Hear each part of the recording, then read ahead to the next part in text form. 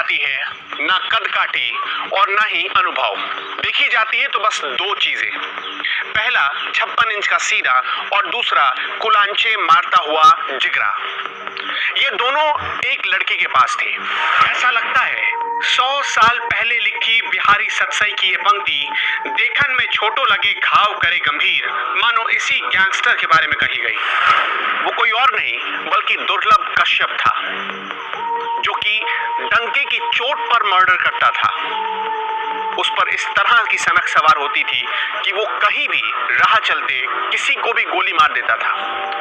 वो social site के जरिए ऑनलाइन क्राइम की रेट तय करता था। एक दिन गोलियां भी चली, खंजर भी चले, चाकू भी चले और वो लड़का मारा गया। जब वो मारा गया तब उसकी उम्र थी सिर्फ 20 साल। आज गैंगस्टर के 10वें एपिसोड में बात दुर्लभ कश्यप की।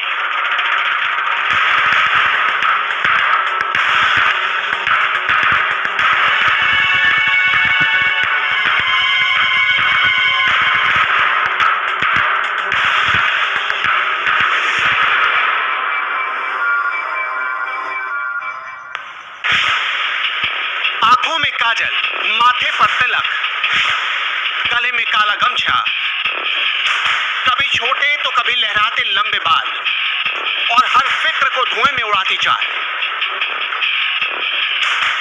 पहली बार देखने पर हर नजर धोखा खा जाए, ऐसा लगे मानो किसी बच्चे ने जोग ले लिया है या कोई बाल ब्रह्मचारी दुनिया को हिलाने निकला हो।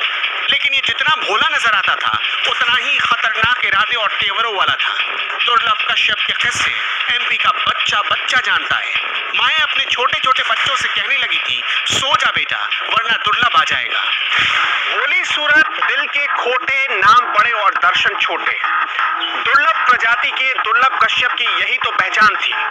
वो बहुत कम उम्र में नाम के माफिक ही बहुत दुर्लभ किस्म का गैंगस्टर बन चुका था। वो एक खास तरीके का ड्रेस कोड पहनता था और सबसे हैरान करने वाली बात ये थी कि जैसी उसकी वेशभूषा होती थी वैसे ही उसके गैंगस्टर भी पहना करते थे। कहा जाता है कि आज भी उसकी गैंग के लोग उसी के ड्रेस कोड की कॉपी किया करते। एक और हैरान करने वाली बात, दुर्लभ कश्यप गैंग के सभी लोग खुद को महाकाल का बहुत बड़ा भक्त बताते हैं और आज भी उज्जैन जाकर महाकाल के मंदिर में मत्था टेकते हैं।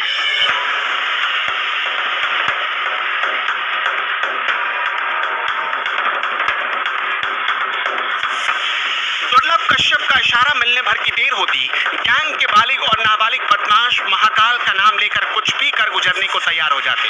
दुर्लभ के गैंग से जुड़ना नए नए लड़कों का शक्ल बन चुका था। तमंचा लहराना, धमकी देना, कॉन्ट्रैक्ट किलिंग का ठेका लेना, दुर्लभ का गैंग अपनी शान समझता। डर किस चिड़िया का नाम है, ये शब्द किस डिक्शनरी में मिलता है, छोटी छोटी उम्र के लड़कों को पता ही नहीं था। बाकायदा क्राइम के धंधे को ऑर्गेनाइज वे में चलाने के लिए पूरी पलटन तैयार हो चुकी थी।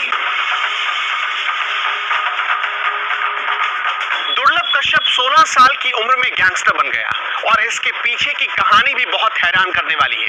कहा जाता है कि बचपन में ही उसके माता पिता अलग हो गए। उसकी माँ आज भी उज्जैन के एक स्कूल में वाइस प्रिंसिपल हैं और उसके पिता उसकी माँ को छोड़कर चले गए। शुरुआत में कुछ दिनों तक दुर्लभ कश्यप अपने पिता के साथ रहा, उसके बाद वो अपनी माँ के पास चला गया। कहा जाता है उसके पिता ने एक इंटरव्यू में ही बताया था कि दुर्लभ कश्यप बचपन से ही पढ़ने में बहुत तेज था। उसने अच्छी खासी हिंदी बोलना सीख लिया था, वो संस्कृत भाषा का ज्ञानी था और इसके साथ साथ उसे अंग्रेजी भी बहुत अच्छी आती थी। यहाँ तक कि उसने फ्रेंच भी सीख ली थी।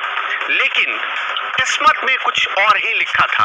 दुर्लभ कश्यप को पढ़ाई की दुनिया में नाम नहीं रोशन करना था, बल्कि उसे गैंगस्टर बनकर जुर्म की दुनिया में दहशत कायम करना था।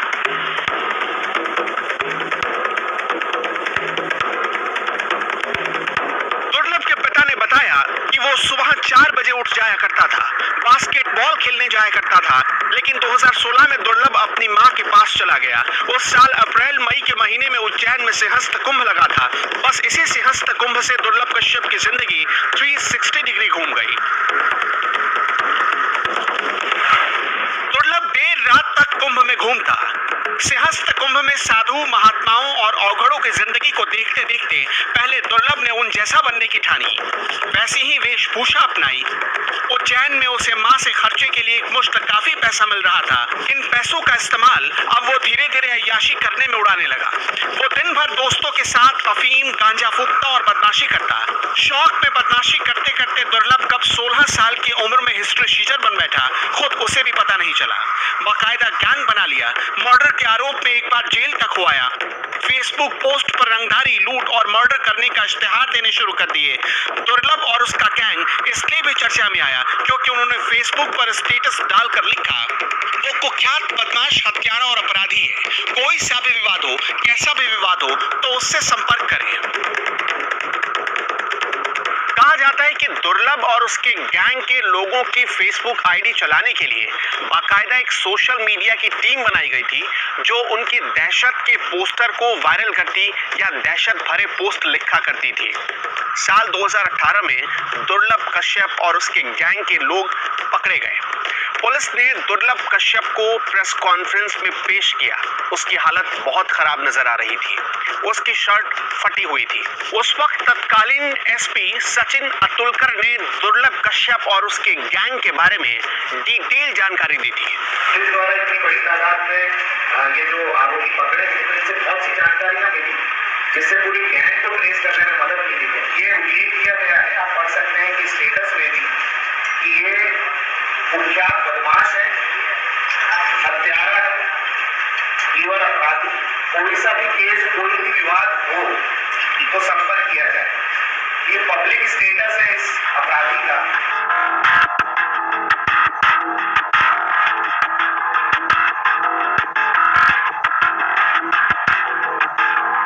2018 में दुर्लभ को जब पकड़ा गया तब नाबालिग होने के चलते उसे बाल सुधार गृह भेजा गया। आयु परीक्षण के बाद अप्रैल 2019 में दुर्लभ को इंदौर ट्रांसफर कर दिया गया। करीब 1 साल से अधिक वक्त तक दुर्लभ भैरवगढ़ की जेल में बंद रहा। विरोधी गैंग और पुलिस के डर से दुर्लभ ने खुद जमानत नहीं करवाई। जिस पुलिस अफसर सचिन अतुलकर ने दुर्लभ को पकड़ा, उन्होंने ही उससे एक बार कहा था, देख तू जेल में ही सुरक्षित है, उम्र से ज्यादा दुश्मनी पाल ली है, बाहर निकलेगा तो कोई भी तुझे मार देगा। हुआ भी यही। आईपीएस सचिन अतुलकर की भविष्यवाणी सच साबित हुई। साल 2020 में लॉकडाउन से कुछ दिन पहले दुर्लभ कश्यप जमानत पर छूटा और इंदौर में रहने लगा। जैसे ही लॉकडाउन खत्म हुआ, वो एक बार फिर अपनी मां के पास उज्जैन लौट आया और वहीं रहने लगा। वो कहते हैं ना कि चोर चोरी से जाए, सीना जोरी से ना जाए। दुर्लभ कश्यप के साथ कुछ ऐसा ही हुआ। वो खुद को डॉन मान बैठा। वो खुद को उज्जैन का बेताज बादशाह घोषित कर बैठा था। वो कमर में बंदूक दबाए चलता था। हर वक्त कहीं भी किसी जगह पर किसी को मारने का दावा करने लगा था और उसकी यही गलती उस पर बहुत भारी पड़ गई। लॉकडाउन खत्म हुआ तो फिर से देर रात तक पार्टी करना, हंगामे करना और अपराध करना उसकी आदत बन चुकी थी। तारीख 6 सितंबर, रात के करीब 1 बजे दुर्लभ और उसके दोस्तों ने पहले कमरे में पार्टी की, खाना खाया और उसके बाद वो हेलावाड़ी इलाके में चाय पीने के लिए निकल गए। रात के करीब 1:30 बजे दुर्लभ और उसके कुछ साथी हारपुल वाली गली में ठीक इसी जगह पर पहुंचे। यहाँ पर एक चाय की दुकान आधी रात के बाद भी खुली थी। इस बीच दूसरे गैंग का सरगना शाहरुख और शहनवाज अपने भाई और कुछ बदमाशों के साथ वहां पहुंच गए।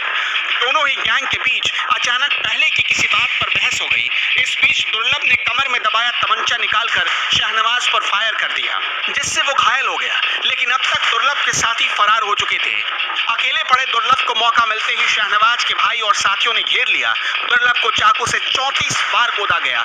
जब तक दुर्लभ की सांस चलती रही, उस पर चाकू चलते रहे। मौकाए वारदात पर ही दुर्लभ ने दम तोड़ दिया।